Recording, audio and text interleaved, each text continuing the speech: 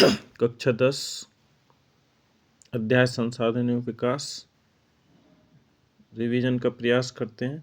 सबसे पहले संसाधन किसे कहते हैं। अब देखिए, आपकी किताब में थोड़ी कठिन परिभाषा है। सामान्य सी परिभाषा ये है कि प्रत्येक वस्तु जो मानव के लिए उपयोगी हो संसाधन कहलाती है, और संसाधन तब बनती है जब उसको संसाधन बनाने के लिए हमारे पास मशीनें या प्रौद्योगिकी या तकनीकी या टेक्नोलॉजी उपलब्ध हो।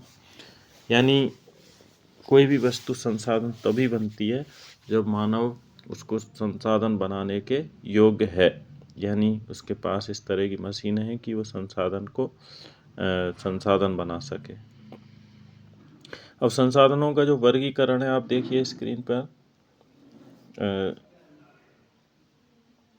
उत्पत्ति के आधार पर जैव और अजैव, यानी उनका जन्म कैसे हुआ है, जीव के रूप में या अजीव के रूप में, या जीव से या अजीव से। तो जीवन जिनमें होता है वो जैव संसाधन, शेष अजैव। समाप्तता के आधार पर नवीकरण योग्य और अनवीकरण योग्य। यदि कोई वस्तु समाप्त हो जाती है और उसका नवीनीकरण नहीं किया जा सकता है, नया नहीं बनाया जा सकता, तो ऐसे साधन को अनवीकरण योग्य कहते हैं।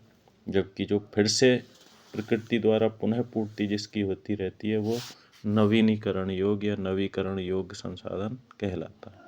स्वामित्व के आधार पर, स्वामित्व यानी मालिक कौन है उस संसाधन का, इस आधार पर व्यक्तिगत, सामुदायिक, राष्ट्रीय और अंतर्राष्ट्रीय इन संसाधनों में वर्गीकृत किया गया है।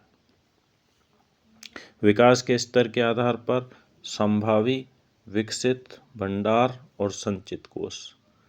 संसाधनों को प्राकृतिक और मानव निर्मित और मानव, तीन प्रकार के संसाधन। अब मानव खुद भी एक संसाधन है, उसका हम जनसंख्या वाले चैप्टर में अध्ययन करते हैं। तो मानव को अगर निकाल दें तो दो प्रकार के संसाधन होते हैं, प्राकृतिक और मानवीय। प्राकृतिक की हम बात करें तो प्राकृतिक यानी वो संसाधन जो प्रकृति द्वारा बनाए गए हैं, जिनमें मानव का कोई हस्तक्षेप नहीं है, प्राकृतिक संसाधन कहलाते हैं। आप इस सारणी में देखिए, प्राकृतिक संसाधनों को नवीकरण योग्य और अनवीकरण योग्य दो भागों में बांटा गया है। मैंने थोड़ा ऊपर बताया आपको नवीकरण योग्य क्या है और अनवीकरण योग्य संसाधन क्या है। नवीकरण योग्य जिनका पुनः प्रकृति द्वारा पुनः पूर्ति होती रहती है या दोबारा से बनाए जा सकते हैं। अनवीकरण योग्य जिनको प्रकृति द्वारा दोबारा बनाने में लाखों करोड़ों वर्ष का समय लगता है या बनते ही नहीं है, ऐसे साधन अनवीकरण योग्य संसाधन कहलाते हैं। इसके बाद हम बात करें मानवीय संसाधनों की, तो ये दो भागों में बांटेंगे, संरचना एवं संस्थाएं और मात्रा एवं गुणवत्ता, क्वालिटी और क्वांटिटी की ये बात कर रहा है। इसके बाद हम बात करें संसाधनों का विकास। तो संसाधन का विकास कब होगा, जब हमारे पास टेक्नोलॉजी होगी संसाधनों को संसाधन बनाने के लिए। इसके बाद बात कर रहे हैं सतत पोषणीय विकास की। तो सतत पोषणीय विकास क्या है। सतत पोषणीय विकास वह विकास है जब विकास तो किया जाता है लेकिन आने वाली पीढ़ियों के लिए संसाधन बचाकर रखे जाते हैं, यानी संसाधनों का इस प्रकार उपयोग किया जाए कि आने वाली पीढ़ियों या भावी पीढ़ियों के लिए संसाधन बचे रहें, साथ ही पर्यावरण को किसी तरह का कोई नुकसान नहीं हो। तो ऐसा विकास कहलाएगा सतत पोषणीय विकास, धारणीय विकास, सस्टेनेबल डेवलपमेंट, इस तरह के, या धारणीय विकास की धारणीयता शब्द भी इनके लिए आता है। तो ये सारे जो शब्द हैं इनका एक ही दो चीज़ें आपको ध्यान रखनी है, भावी पीढ़ियों के लिए संसाधन बचाना और पर्यावरण को कोई नुकसान नहीं होना, ये सतत पोषणीय विकास। अब देखिए, सतत पोषणीय विकास या विकास की धारणा को, पर्यावरण को कोई नुकसान नहीं हो, इसकी पूर्ति के लिए रियो डी जेनेरो ब्राज़ील का एक शहर है, वहाँ एक सम्मेलन हुआ था 1992 के 5 जून को। तो पर्यावरण बचाने के लिए ये सम्मेलन हुआ था। इसमें विश्व के बहुत सारे देशों ने भाग, 100 से भी अधिक जो राष्ट्राध्यक्ष थे वो मिले थे, और इसमें 21 बिंदुओं पर सहमति बनी थी, जिसे एजेंडा 21 कहा जाता है। इसमें ग्रामीण स्तर तक के लोगों को शामिल किया गया था कि वो प्रकृति को पर्यावरण को बचाने में सहयोग करें। अगला बिंदु जो है वो है संसाधन नियोजन। तो संसाधन नियोजन जो बिंदु है, संसाधनों का आकलन कर उनको सही तरीके से उनका उपयोग करना, यही संसाधन नियोजन कहलाता है। तो योजना बना के संसाधनों को खर्च करना, यही संसाधन नियोजन है। अनावश्यक अनाधुन हम खर्च करेंगे तो संसाधन समाप्त हो जाएगा और सतत पोषणीय विकास की धारणा भी इसी के साथ समाप्त हो जाएगी। अब भारत में संसाधन नियोजनों की हम बात करें तो अलग अलग जो राज्य है उसमें अलग अलग संसाधन पाए जाते हैं, तो उनकी पहचान करनी है और उनका फिर किस तरह से विकास में उनको काम में लेना है, ये भी एक महत्वपूर्ण बात भारत के बारे में। इसके बाद भू संसाधन की यहाँ बात की गई है। भू संसाधन यानी जमीन। जमीन जो हमारी है, धरती माता जो है, इसका हम किस प्रकार उपयोग करते हैं, इसको क्या क्या है भू संसाधन में, क्या क्या चीज़ें शामिल हैं। देखिए यहाँ विभिन्न प्रकार की भू आकृतियाँ हैं, पर्वत, पठार, मैदान, द्वीप पाए जाते हैं। 43% भू क्षेत्र मैदान है। तो ये सारी चीज़ें ज़मीन से जुड़ी हुई हैं। इसके बाद ज़मीन का उपयोग, हम ज़मीन का किस किस चीज़ में उपयोग करते हैं, इस पे हम बात करते हैं। तो देखिए सबसे पहला उपयोग है वन। वनों के रूप में हम ज़मीन को काम में लेते हैं। कृषि के लिए हम उपलब्ध भूमि, यानी ऐसी ज़मीन जो कृषि के लिए उपलब्ध नहीं है, जहाँ खेती हम नहीं कर सकते। तो पहला बिंदु है इसके अंतर्गत बंजर भूमि, यानी जिस पे कुछ भी नहीं उगता, ऐसी भूमि क्या कहलाती है, बंजर भूमि। दूसरी है गैर कृषि प्रयोजना में लगाई गई, यानी सड़क वगैरह जिस पे बनाई जाती हैं, इमारतें, बिल्डिंगें बनाई जाती हैं, वो ज़मीन भी कृषि के काम नहीं आती है। इसके बाद हम बात करें, तीसरा बिंदु है भूमि उपयोग का, वो है पड़ती भूमि। पड़ती भूमि वो है पड़ती भूमि के अतिरिक्त अन्य कृषि अयोग्य भूमि, यानी पड़ती भूमि वो भूमि होती है जिसको हम हर साल, जिस पे फसल नहीं थे, कुछ सालों के लिए उसको खाली छोड़ देते हैं, तो उस खाली ज़मीन को ही पड़ती भूमि कहा जाता है। तो पड़ती भूमि के अलावा जो भूमि है कृषि के योग्य नहीं है, जैसे स्थायी चरागाह हैं या अन्य गोचर भूमि, चरागाह जहाँ पशुओं को चराने के लिए जो ज़मीन छोड़ी जाती है वो स्थायी चरागाह कहलाती है। और दूसरा है विविध वृक्ष फसलों तथा उपवनों के अधीन भूमि, यानी जो बाग बगीचे हम लगाते हैं उनमें जो भूमि काम आती है।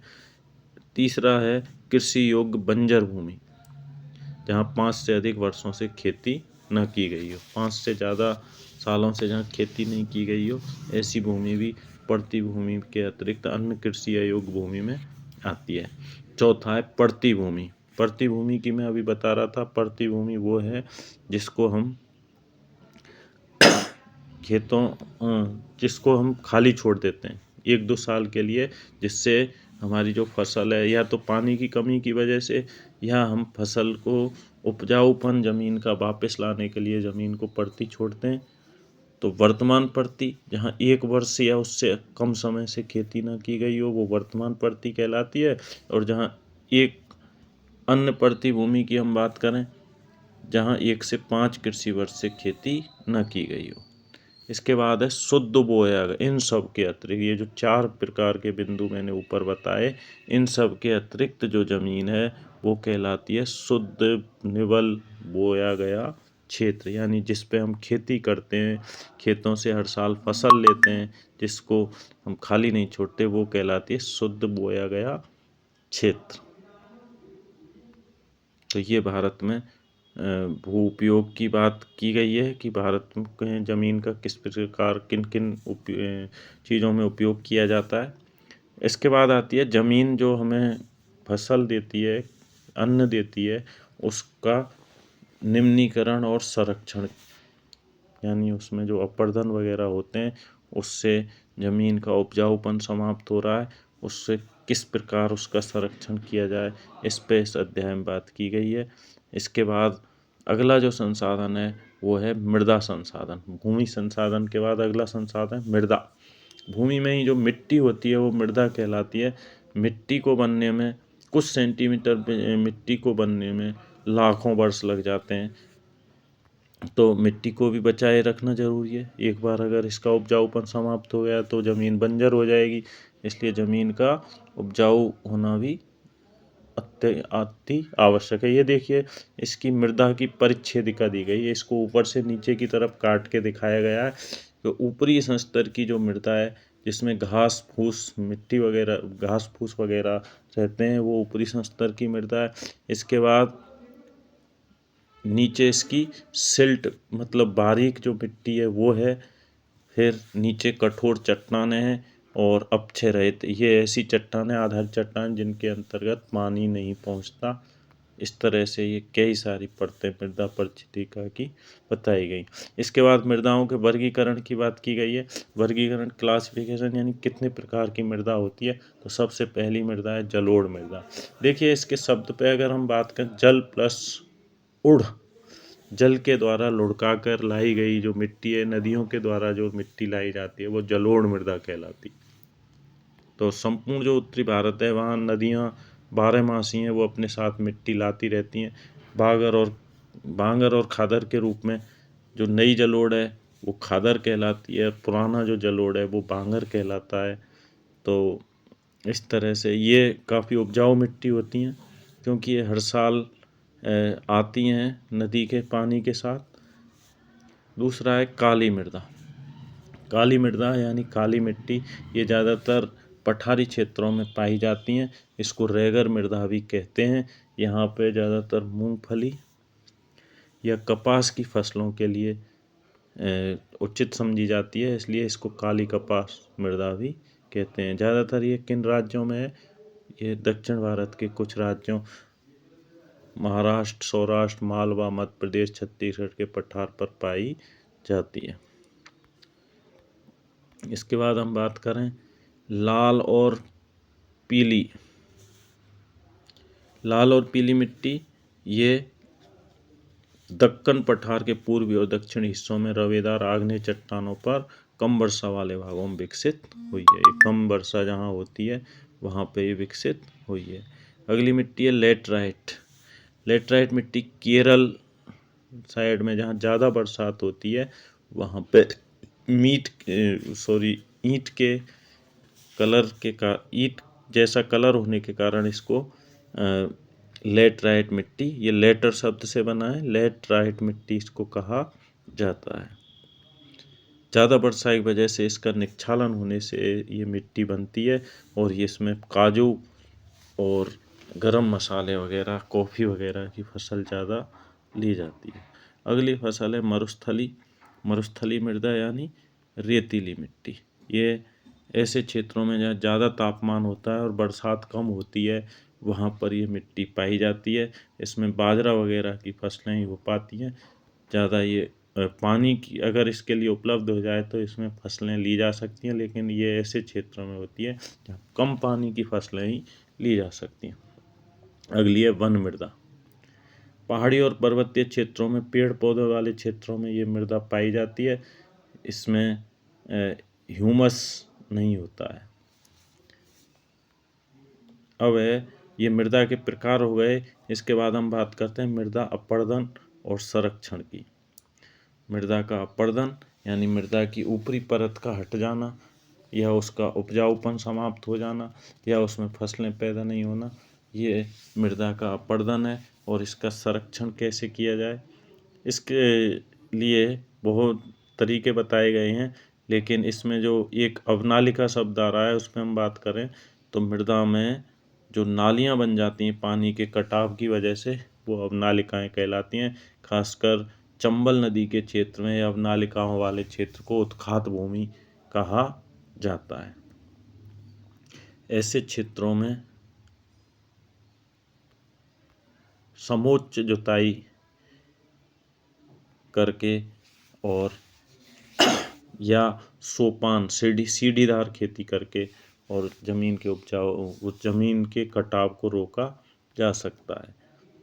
इसके अलावा पेड़ों की मेखला या पट्टियाँ लगाकर, पेड़ भी क्या है मिट्टी को बांधे रखते हैं, या बीच में अगर पट्टियाँ लगा दी जाएं तो उनसे हमारा जो ज़मीन है वो सुरक्षित रहती है।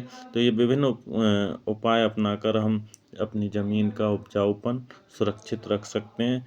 तो ये हुआ अध्याय का सार। धन्यवाद।